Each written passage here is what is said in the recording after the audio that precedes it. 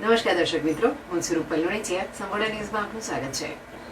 શક્તિ, ભક્તિ અને આસ્થાનું પ્રતીક એવા વિશ્વવિખ્યાત અંબાજી મંદિરમાં નડિયાદના ભક્તોની 161 વર્ષ જૂની પરંપરા આજે પણ જીવંત છે. દર વર્ષે શ્રાવણી વદ તેરસ, ચૌદસ અને અમાવસના દિવસે નડિયાદથી ભક્તો અંબાજી મંદિરે આવે છે. નડિયાદમાં 3 ભાઈઓના વિસ્તારમાંથી વારાફરતી ભક્તોને પૂજા અર્ચનાનો લાભ મળે છે.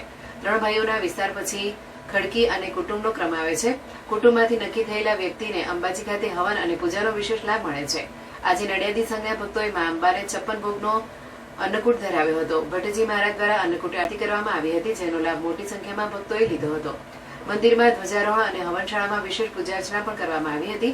આગામી 1 સપ્ટેમ્બરથી ભાદરવી પૂનમનો મહામેળો શરૂ થઈ રહ્યો છે.